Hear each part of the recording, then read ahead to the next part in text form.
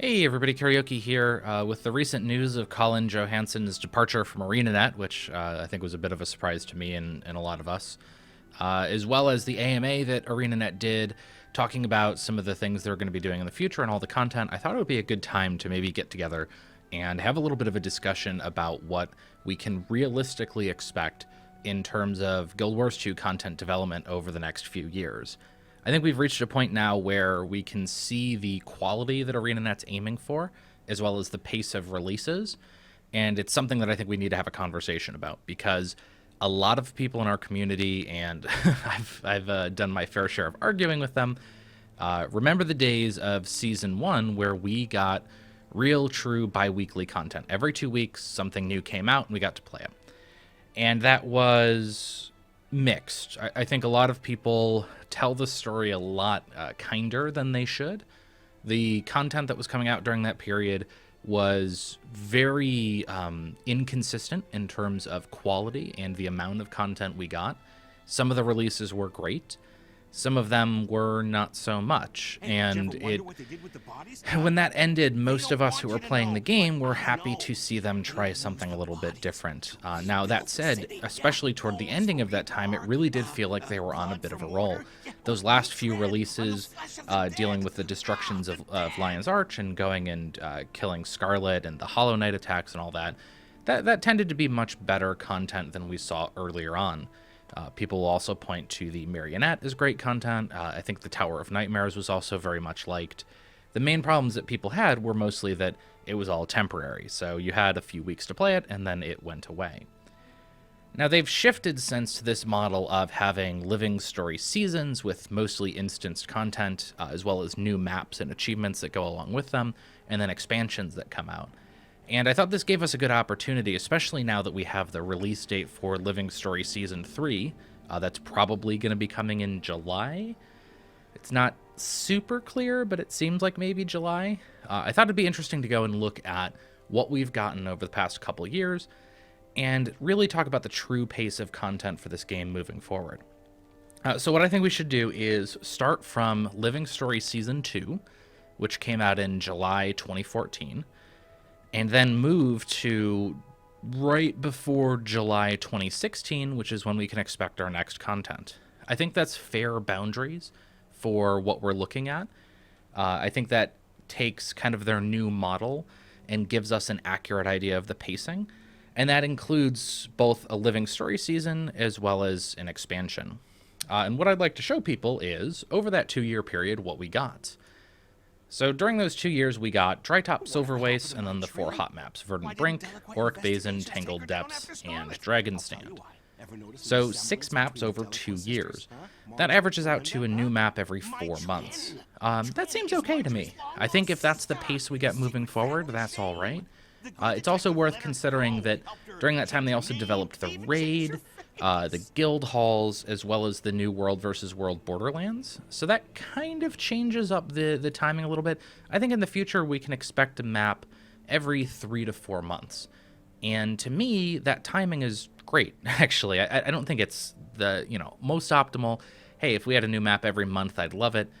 But if we're getting maps every 3 months or so, I think that's a pretty good pace to keep people interested in the game and having new stuff to do.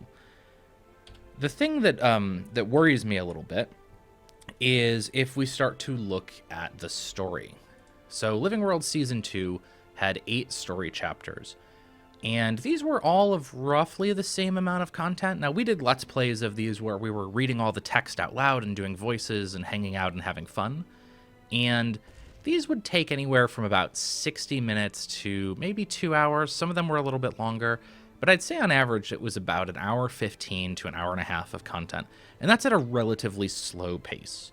But let's just use an hour and a half here. So these hour and a half long episodes, we got 8 of them over Season 2. Heart of Thorns, there were 16 episodes. So you can say, oh, great. Well, there's 24 episodes over 2 years, so that's an episode per month. Now, if that was the case, I would say, great. I think if we got these every month, one of these episodes every single month, That's a perfect pace for the story. I think that's absolutely okay. We get a map every 3 or 4 months, and we get 90 minutes of story content every month. I think that's fine. The problem is, these chapters in Heart of Thorns were not 90 minutes each. This prologue here was, 10 minutes. Episodes like, I want to say In Their Footsteps, you're just like following along in the jungle. Predator's Path, did that have a real story? Maybe that had a real story. I know The Way In was basically just some open world stuff. Sign cutting was kind of obviously ridiculous. So a good number of these really are no time at all. And in fact, I think you have to get up to a point where about 4 steps at a time, what they kind of split up into is different acts. So like if you go into your achievements, under story journal, Act 1, Act 2, Act 3, Act 4, I think each of these acts is about 90 minutes of content. So to me, we got more like 12 story releases over those 2 years, and that's one every 2 months, and that is not enough to me. I think one a month would be great, but every 2 months, not so much. And this becomes a lot worse when you think of the way that they've clustered it. I know they were moving from real, true bi-weekly releases in Season 1, and in Season 2 they wanted to kind of keep up that impression, and they did it by doing bi-weekly releases for a little bit and then breaks. And this is a conversation that I have over and over and over with people. The breaks do matter. You can't just ignore the fact that there's breaks and say, look, they come out every 2 weeks. The actual pace of this content release is more like a new one every 8 weeks, and that is not really going to work long term for this game. So while I think the map release rate is fine, the release rate of story content, if it's going to be at this quality, which I think is acceptable, pretty good even, I think the story stuff is all right, but it's got to come every month. They've actually got to double down their efforts, I think, to keep people's interest in this long term. Now, that's an opinion. I want to kind of separate my opinion that it's not enough from the kind of more factual look. It's roughly every 2 months that we're getting one of these 90-minute chapters. But I'm curious to know what other people think.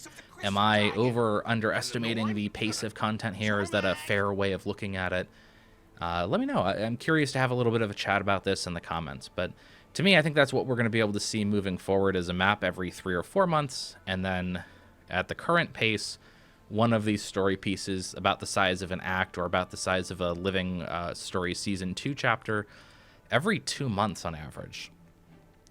Does that worry anybody else?